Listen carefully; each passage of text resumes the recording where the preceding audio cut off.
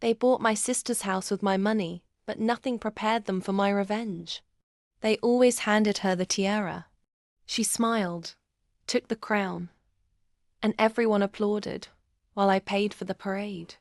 When my sister announced she was pregnant, my family cooed and circled her like she was the sun. I did what I always did. I gave.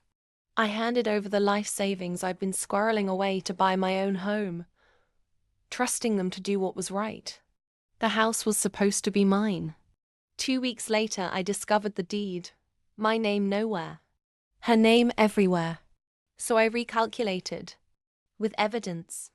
Every transfer, every text, every "don't worry sis, we've got it" voicemail.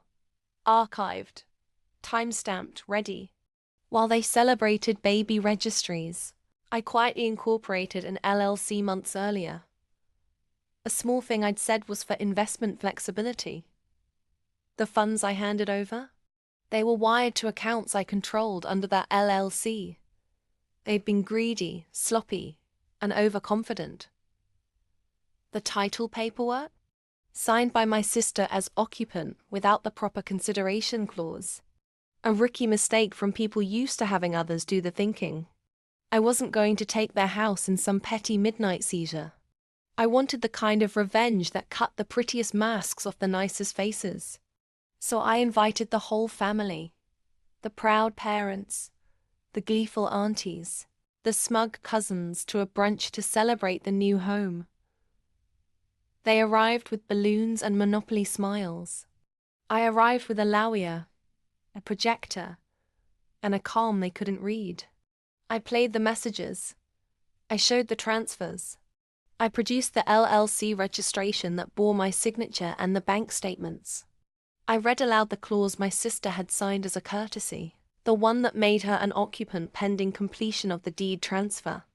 Then I did the thing they hadn't expected. I announced I was donating the house. Not to my sister. Not to them. I had a local nonprofit on standby. A safe space initiative for pregnant women escaping abusive homes. The very sort of women my sister's smug circle had never noticed. I signed the paperwork right there.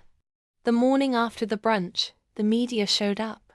A neighborhood reporter had noticed the commotion and ran a short piece. Local heiress losers gifted home to charity after family dispute. The story blew up. My sister's social accounts. All the staged family photos and sanctimonious captions. Unraveled under comments calling out entitlement and hypocrisy. Sponsors pulled invitations.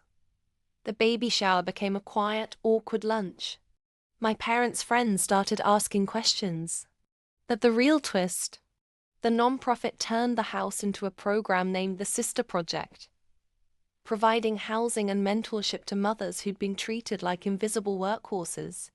It was a burn so clean, it warmed other people. Hit subscribe for more stories where the quiet ones stop being quiet. The overlooked women fight back, and justice is served with style.